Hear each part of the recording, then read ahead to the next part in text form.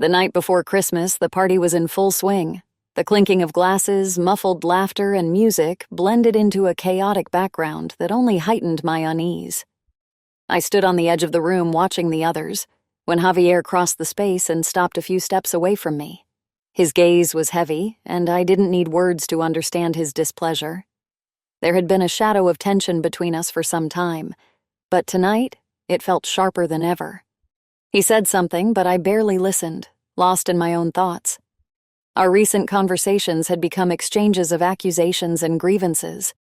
I pretended to adjust my hair, turning away from his cold stare. He didn't press further, but his silence was louder than any words. Soon Javier walked away to join his friends, leaving me alone, consumed by a wave of resentment. The cool night air greeted me as I stepped outside to catch my breath. The chill brushed my skin, helping me calm down a little. I had just begun to feel steady again when a familiar voice called out behind me. "Still the same, Clara." Lucas, my adoptive brother, stood by the gate with a light smile. I turned and, seeing him, felt a sudden mix of joy and unease. We hadn't seen each other in a long time, and his unexpected appearance was like a breath of fresh air on this difficult evening. He stepped closer, hugged me, and said softly, "You look tired." I just smiled back, trying not to reveal my emotions. His light humor and familiar way of joking eased the tension a little. The evening gained a hint of warmth, and I felt like I could breathe again. When we went back inside, I noticed once more how he seemed to hide something important behind his smile. Lucas had always been that way, carefree on the surface but carrying a world of emotions inside. I watched him, trying to understand what was troubling him, but he didn't say a word. Later, when he went to his room, I stood by the window for a long time watching the snowfall. His return had distracted me from my own worries, but the lingering feeling of unease remained. The next morning, I went to my parents' house. The home was already alive with Christmas spirit. Boxes of garlands sat on the porch, the air smelled of cinnamon and pine, and my mom was busy baking. I gladly agreed to help decorate, hoping to distract myself from yesterday's argument with Javier. Dad handed me a box of ornaments. I carefully laid them out on the table, sorting through fragile angel figurines and shimmering balls. As I worked, I almost forgot about Javier. Almost. "You still handle them so carefully," came a familiar voice from behind. Lucas stood at the door, watching me with a light smile. His presence brought back those mixed feelings again. He walked closer, picked up one of the ornaments, and held it to the light. "This one. I remember it always went at the very top," he said, nodding toward the tree. I smiled and continued stringing up the garlands. Lucas joined in, casually commenting on my attempts to find the perfect spot for each ornament. His jokes made me laugh, and I found it oddly comforting. When he handed me the star for the top, our hands brushed for a moment. It was just a small motion, but unexpectedly warm. I looked at him, wondering if I imagined it. He seemed completely at ease. "Clara," my phone rang suddenly. "Javier." I froze, staring at the screen, and mustered the strength to answer. His voice was tense but tried to sound calm. He apologized for last night, explaining that he just wanted to discuss something important. I listened, gripping an ornament in my hand, but I couldn't shake the feeling that his apology felt too formal. The call ended on an awkward note, leaving me with an even greater sense of emptiness. Lucas, as if sensing it, joked lightly again. "Everything okay?" I nodded, turning back to the decorations. His ease once again helped me focus, though deep down, I could still feel something important cracking beneath the surface. The day dragged on slowly, and I tried to keep myself busy with small tasks to avoid thinking about the argument with Javier.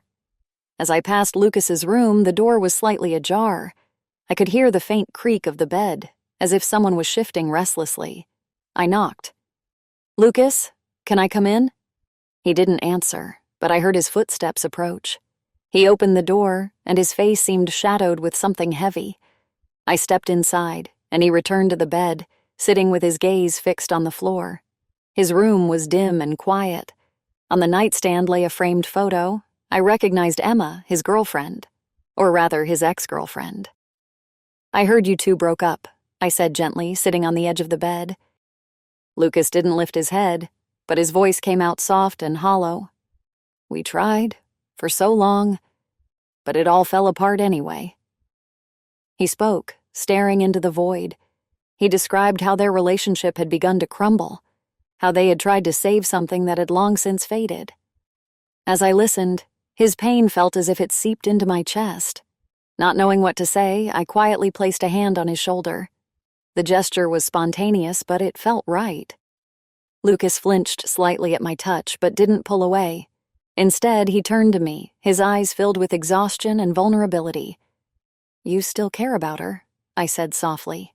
He nodded, and then, as if surrendering, leaned slightly toward me, his shoulder brushing against mine. I didn't move. His warmth was almost tangible, and there was something strangely comforting in it. We sat there in silence, feeling the tension slowly give way to a quiet sense of peace. His head rested against my shoulder, and I didn't push it away. In that moment, there were no words, no thoughts, just the sense that with him, I could simply be. In that silence, full of unspoken emotions, I realized we were growing closer in a way I hadn't anticipated. That evening, I found myself back in Lucas's room. My parents were already asleep, and the house was enveloped in silence, broken only by the soft crackle of snow outside. Lucas sat at the edge of the bed, slightly hunched over. He seemed even more lost in thought than he had been during the day. I sat down next to him, unsure how to start a conversation. It felt like he was waiting for me to say something, but instead he broke the silence himself. "I didn't think it would end like this," he said quietly, running a hand through his hair. "At first, Emma and I were the perfect couple. Everyone said we were lucky to have each other. But the further it went, the more I felt like she saw me as a stranger." His voice was steady, but every word carried pain. He spoke about how their love had gradually faded, how they had tried to hold on to something that was already gone. I listened, feeling a growing sense of pity and tenderness toward him. "You know what hurts the most?" he continued, lifting his eyes to meet mine. "I really thought she was my forever." His words were so sincere that I instinctively placed a hand on his shoulder. He flinched but didn't pull away. His gaze softened, though the sadness lingered. Suddenly, he pulled me into an embrace. It was abrupt but not forceful, as if he just needed warmth to cope with his pain. I froze, unsure of how to react, but his arms felt unexpectedly comforting, and I found myself beginning to relax. When his face was so close to mine, I noticed his eyes flick to my lips. In the next moment, he kissed me. The kiss was warm, soft, but insistent. For a moment, I was paralyzed.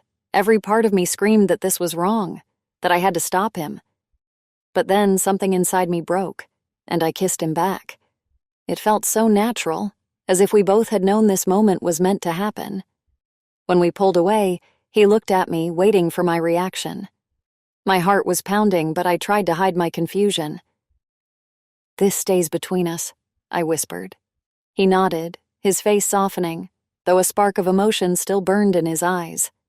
We didn't say another word, but that evening changed everything.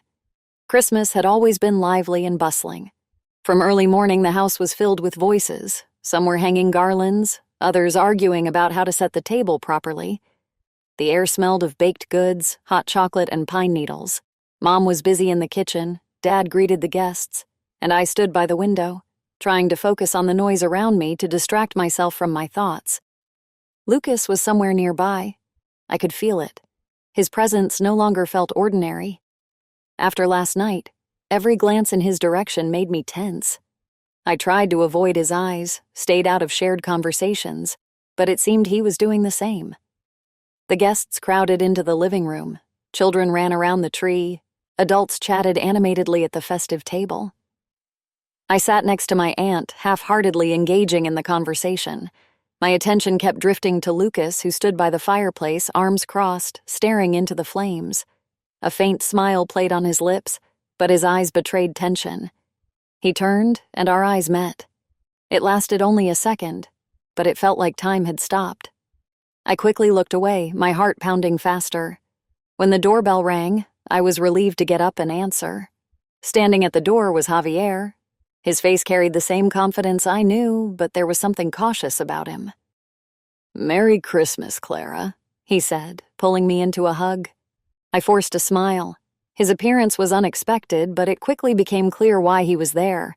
Javier always knew how to make an impression, especially on my parents.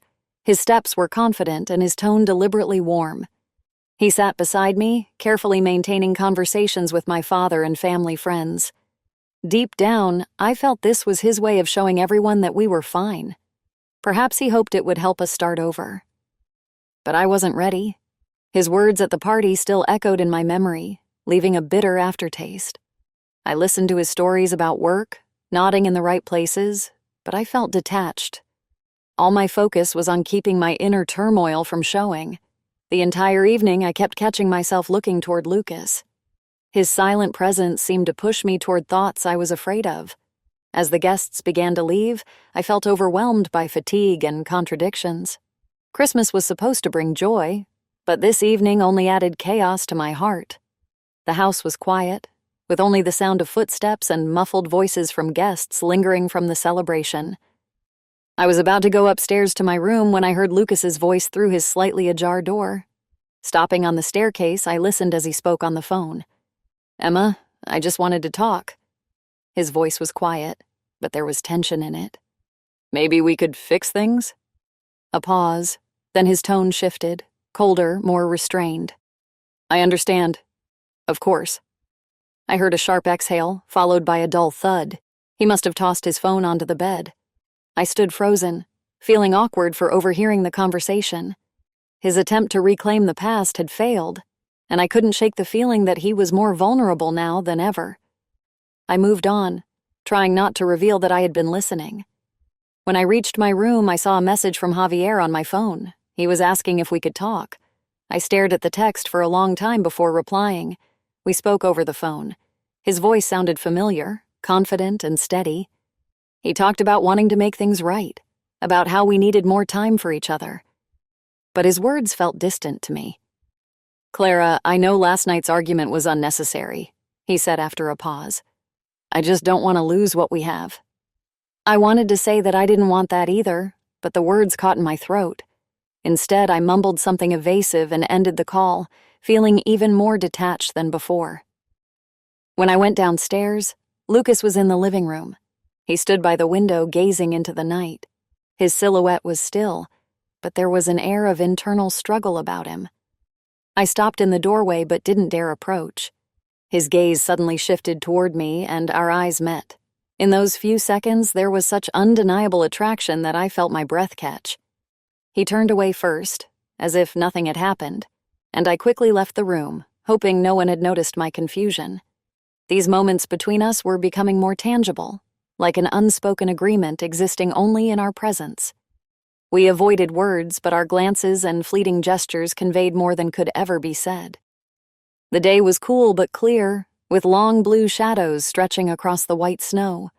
The house was once again filled with noise, voices, laughter, the bustle of my parents, and I felt myself growing weary of it all. I stepped outside to get some fresh air and saw Lucas standing by the gate, his hands shoved into his jacket pockets. "You need a break too?" he asked with a slight smile. I nodded. His ease was always infectious. "I have an idea," he continued. "Let's go to the woods, a little walk, some fresh air." I hesitated but then agreed. The forest wasn't far, and the walk seemed like the perfect way to clear my head, even if just for a while. The snow crunched under our feet, and the frosty air was invigorating. We talked about little things, childhood memories, changes in the town, how quickly time flies. His voice was steady and calm, but I could sense an underlying tension in it. I noticed how he occasionally glanced at me. The looks seemed almost innocent, but there was something more to them, something unspoken. When we reached an old clearing where the trees were dusted with frost, Lucas stopped and glanced back at me. At that moment, I slipped on a root hidden under the snow and lost my balance. He caught my hand just in time, and the sudden touch felt like a spark. His fingers gripped mine tightly, and we both froze. There was more in the air than just gratitude for his help. I quickly straightened, but he didn't let go of my hand right away. The moment stretched endlessly until I finally took a step back. "Thanks," I murmured, avoiding his gaze. Lucas didn't reply. His eyes stayed on me, holding a depth we were both too afraid to acknowledge. We continued walking as if nothing had happened. But something between us had shifted. Every step, every glance filled the air with a tension that was impossible to ignore. The house grew livelier with each passing day. My parents were busy preparing dinner, debating what to cook for New Year's, while I, feeling increasingly detached from the hustle, tried to stay out of the way. Lucas always seemed to be nearby. We tried to act as if nothing had changed between us, but it was nearly impossible. Every time our eyes met or he happened to be close, I felt a subtle tremor inside. During dinner, my father, smiling, turned to me. "Clara, you and Lucas have been inseparable these past few days. How many childhood secrets have you uncovered by now?" Mom laughed and chimed in, "Fine. Don't tell us what you were up to that time you both hid in the attic as kids." I forced a smile, avoiding looking in Lucas's direction. He, in turn, nodded slightly, pretending to focus on his plate. Their words sounded lighthearted, but I caught a hint of curiosity. My parents were starting to notice we were spending too much time together. After dinner, as I was clearing the table, my phone buzzed. Javier. I froze for a moment before answering. His voice was warm, almost caring, but I could sense an underlying tension. "Clara," he began, "I was thinking we could meet up in a couple of days. Just you and me. It's been a while since we had time for ourselves. Maybe we could play some pool or just go for a walk?" His suggestion sounded sincere, but I couldn't shake the feeling that he was trying to regain control over the situation. "I'll think about it," I replied, trying to sound calm. He fell silent, as if expecting me to say more. When I didn't, the conversation ended on a strained note. All evening, I felt the growing chasm between me and Javier. He wanted to bring our relationship back to what it used to be, but I wasn't sure that was possible anymore. Lucas reappeared in the living room. His light movements and familiar way of joking with my parents only deepened my inner turmoil. I felt torn between my obligations and the feelings that were becoming increasingly undeniable. Snow fell softly outside as I stared out the window, feeling the tension within me reach its peak. No words were exchanged between Lucas and me, but every glance, every gesture spoke volumes. The house was steeped in silence. Only the faint creak of the floorboards in the hallway reminded me that I wasn't alone in the world. I sat on the edge of my bed, staring blankly at a book that had failed to capture my attention. The words blurred, replaced by vivid images filling my thoughts. A knock on the door startled me. "Come in," I said softly, not turning around, though I already knew who it was. The door opened and Lucas stepped inside. His movements were slow, cautious. He closed the door silently and stood still, his gaze fixed on me. I felt his eyes on my skin, their intensity sending my heart racing. He came closer, stopping just a few steps away. I set the book aside, unable to pretend I was engrossed in reading. We said nothing, but the silence between us spoke louder than words. Lucas sat beside me, his presence almost tangible. My eyes drifted to his hand, gripping the edge of the bed nervously. The air between us was thick, charged with something undeniable. His fingers brushed against mine and I flinched but didn't pull away.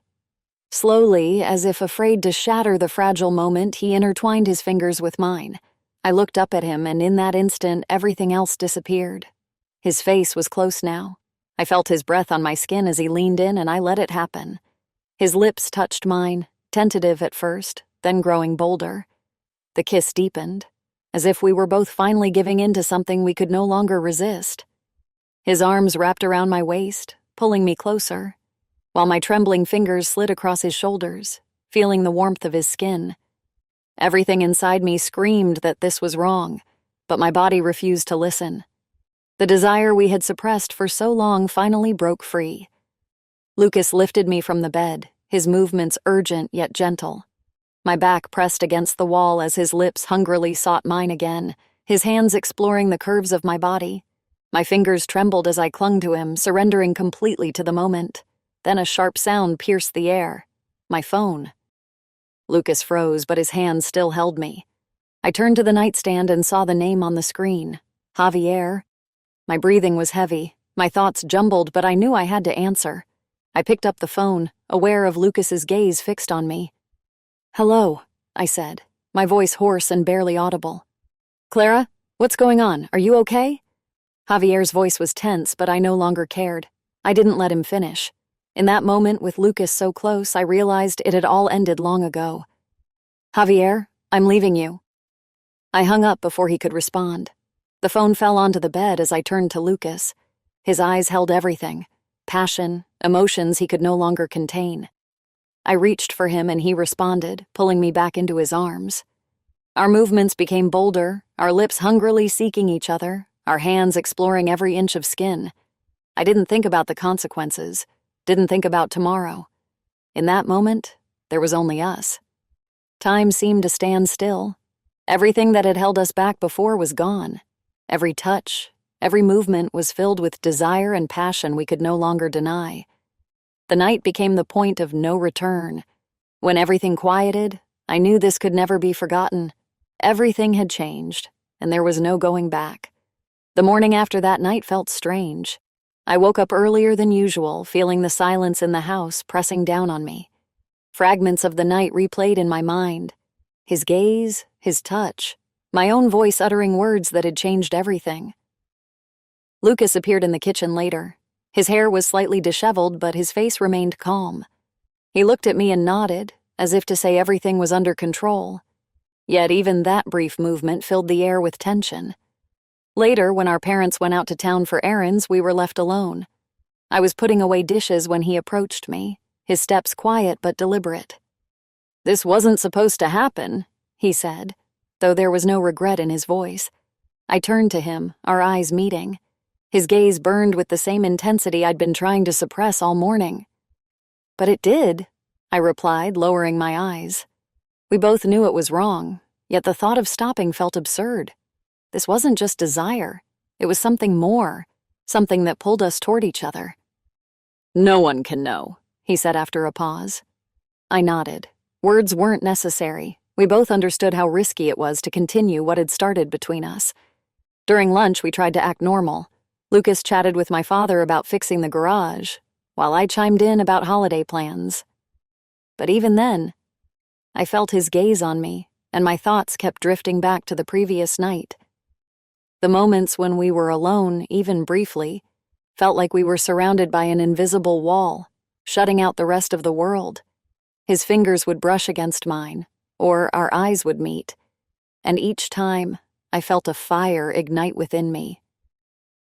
That evening, when everyone had retreated to their rooms, he found me in the kitchen.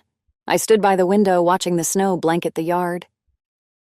"After the holidays, I'm leaving," he said, breaking the silence. I turned to him. His voice was firm, but his eyes betrayed doubt. "It's not because of you," he continued. "It's just better this way. Less chance for anyone to figure anything out." His words were logical, but my chest tightened. We knew it was the right thing to do, but that didn't make it any easier. When he stepped closer, I felt his familiar warmth.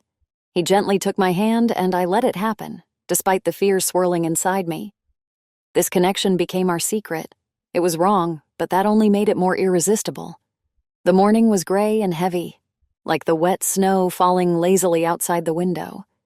I stood in the kitchen, absent-mindedly stirring my coffee, which had long since gone cold.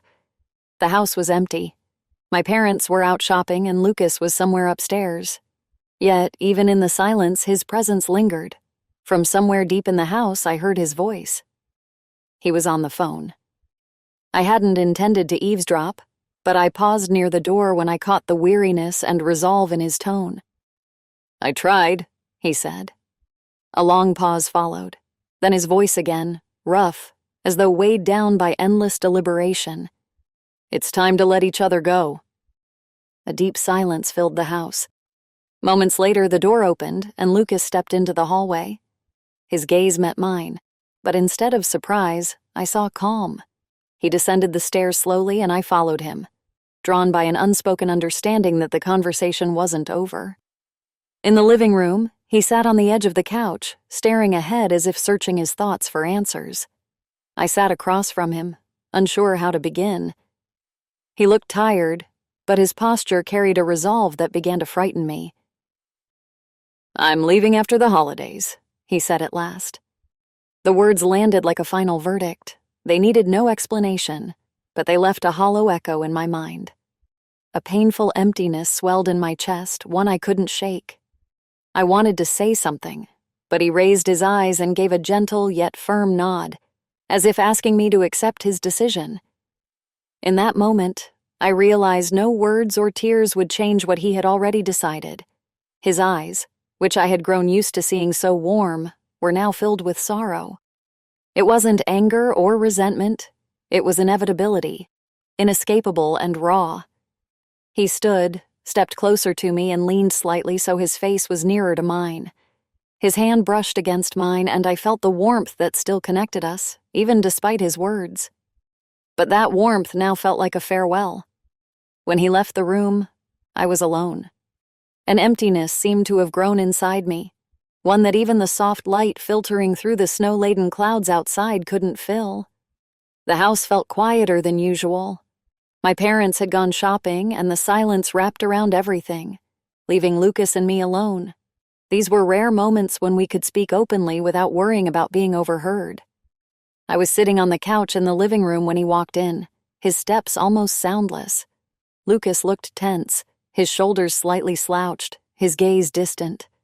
He stopped at the doorway as if struggling with himself before coming closer. "We're doing this again," he began, sitting down beside me. "I keep trying to convince myself that I can stop, but it's a lie." My chest tightened, but I stayed silent, letting him speak. "I hate myself for this," he continued, avoiding my eyes, "for breaking every rule, but I can't fight. You." His voice trailed off, and I felt the tension in the air between us grow thicker.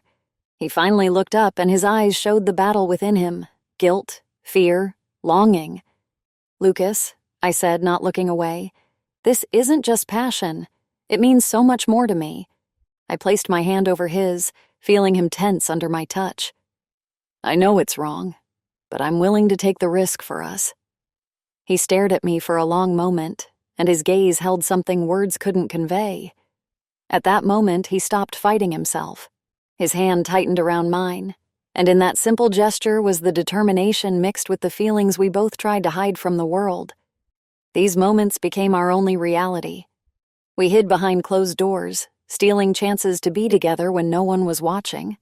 Every touch, every glance felt like forbidden fruit, but that only made them more meaningful. However, the atmosphere in the house grew tense. My parents started noticing how often Lucas and I disappeared together. Mom made a few jokes about it at dinner, and Dad raised an eyebrow questioningly, but neither of them asked outright. We both knew we were taking risks, but stopping was impossible. Each time he found me alone, whether in the kitchen, the living room, or even the garden, I felt the invisible fire between us burn brighter. In the evening, when my parents returned, we had to wear our masks again. Lucas chatted with my father about fixing the house while I helped my mother unpack the groceries. But every time our eyes met, something inside me tightened, a reminder that our secret was becoming harder to keep. The evening settled over the house, wrapping it in silence. My parents had retreated to their room, leaving the two of us alone in a stillness that felt like a fragile illusion. I sensed his presence before he even entered the room. Lucas sat beside me, his gaze fixed on something unseen. There was a heaviness in his movements, as if the words he was about to speak had weighed on him for a long time. "After the holidays, I'm leaving," he finally said, as though concluding a long sentence. I didn't reply. My chest tightened, but I suppressed the feeling. I knew he wasn't seeking an argument. His decision wasn't born of desire, but necessity. Later, we found ourselves in his room. I sat on the edge of the bed, staring at the dim light of the lamp casting shadows on the walls. Lucas stood by the window, his silhouette motionless, as if trying to find answers in the cold winter darkness. I was afraid to speak. Any word felt like it would break something fragile, but the silence between us was heavy, filled with unspoken emotions that seemed to take up all the air in the room. He turned, looking at me. His eyes held no reproach, only sadness. He stepped closer, sat beside me, his hand gently touching mine. His touch broke my silence. I leaned into him, and in that movement was more than desire. It was fear of losing him, a need to hold on to this moment. Our lips met. The kiss was filled with everything we couldn't put into words. His hands encircled my waist, pulling me closer. We moved carefully, as if afraid to break something delicate. Caution soon gave way to passion. His fingers traced my skin, our bodies finding each other in a rhythm that felt right. The room filled with warmth, despite the cold outside the window. And then, everything stopped. The door burst open. My father stood in the doorway. His shocked gaze bore into us. In that moment, time seemed to stop. Lucas froze. I felt my breath catch in my throat, my body stiffening as if turned to stone. My father said nothing, but the silence that followed was worse than any words could have been. He stood there like a statue, then turned and left, leaving the door wide open. We sat there in the unbearable silence he left behind. After that evening, the house was no longer the same. The silence that filled its walls now felt unbearable. Every look from my father, every pause in conversation was a reminder of what had happened. Lucas moved with a tense energy, his steps sharp, his eyes often fixed on the floor. The next morning, the reality became clear. Over breakfast, my father announced, without lifting his gaze, that Lucas would leave for school the following day. His words carried the weight of a verdict, emotionless but final. This was the end. My mother continued clearing dishes as if nothing had been said. Her silence cut deeper than any words could have. Lucas only nodded, his head still lowered. The day stretched on endlessly. We avoided each other, but the silence between us spoke louder than any conversation could. Every step, every glance I caught out of the corner of my eye weighed heavily on my chest. Late that evening, I went outside to the garden. The air was fresh and cold, the snow falling gently, blanketing everything in a quiet white. Lucas stood by the gate, his silhouette dark against the pale landscape. I approached him, but he didn't turn. His shoulders were tense, as if he had already come to terms with this being our final moment. All I could do was stand beside him, feeling the silence consume us both. His breathing was steady, but there was an exhaustion in it that I could sense. When he finally turned, his gaze was filled with farewell. No words, no accusations, only sadness. His hand brushed against mine, and the warmth of his touch made everything inside me tighten. We stood like that for a long time, until he broke away and walked back into the house. The next morning, his suitcases were packed. My father, walking him to the car, cast a brief glance in my direction. There was no warmth in it. Everything had been decided. Lucas got into the car without looking back. I watched from the window, feeling an emptiness spread through me. When the car disappeared around the corner, I realized we had become strangers, not just divided by distance, but by the knowledge that we were no longer allowed to be anything else.